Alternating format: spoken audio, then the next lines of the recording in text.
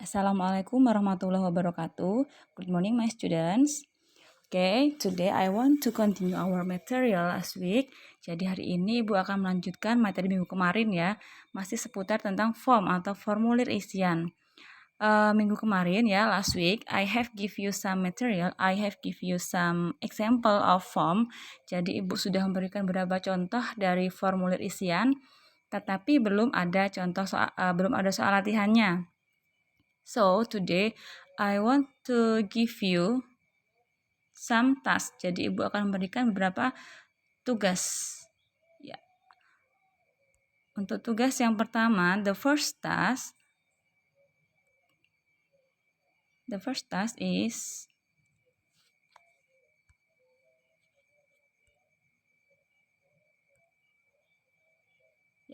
this is task 1 atau tugas pertama ya. Perintahnya adalah ini tugas ya. Look at this form and answer the question. Jadi lihatlah form di bawah ini atau lihatlah formulir isian di bawah ini, kemudian jawablah pertanyaannya. Nah, ini contoh formulirnya atau contoh formnya. Tuh, itu contoh form sudah diisi semua formnya. Now, continue to the question. Questions number 1. Questions A. Atau number 1 ya, sama saja.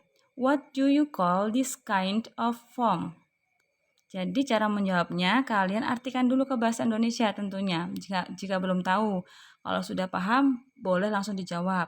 What do you call this kind of form? Nah, kalian sebut apa jenis form ini atau ini jenis form apa? Gitu. Itu arti dari soal yang A. Jadi nanti cara menjawabnya, kalian tulis soalnya ya, tulis pertanyaannya, kemudian jawab jawabannya. Oke, so jika sudah dijawab, nanti lanjut ke yang B. Question B, C, D, E, and the last F. Next, questions number 2 atau task 2. Perintah soalnya adalah observe this deposit slip and answer the questions. Jadi silahkan kalian observasi atau kalian amati this deposit slip. Ada deposit slip di situ. Lalu kemudian jawablah pertanyaan-pertanyaannya. Diamati dulu slip tersebut atau form tersebut diamati. Kalian baca-baca, yang belum tahu artinya silahkan cari di kamusnya, silahkan. And then, kemudian, you must answer the questions. Kalian harus menjawab pertanyaan-pertanyaannya. Nah, questions number 1. Pertanyaan nomor 1. Which bank issued this deposit slip? Jadi, apa artinya pertanyaan itu artinya apa? Nanti kalau sudah ketemu artinya baru bisa menjawabnya. Tentunya kalian jawab pakai bahasa Inggris ya. So, you write the question first. Tulis pertanyaannya dulu, and then you answer these questions in English. Kemudian jawablah pertanyaan tersebut menggunakan bahasa Inggris. Questions number 2. Is the deposit in cash or by check? How do you know? Silahkan diartikan. Next, number 3. How much is the amount? Number 4. When was the slip print? Number 5. Hanya 4 pertanyaan. I'm sorry. Next, task 3. I think this is the last task in our second meeting. Jadi Ibu rasa ini tugas terakhir di pertemuan kedua ini ya. Jadi hanya 3 tugas. Minggu pertama kemarin Ibu berikan materinya. Harapan dari Ibu adalah kalian menulis. Jika dirasa ada yang penting silahkan disalin, ditulis di buku catatan. Ya, kemudian nanti ini tugasnya dikerjakan di buku latihan. Task 3. Observe this form and choose the best answer from A, B, C, and D.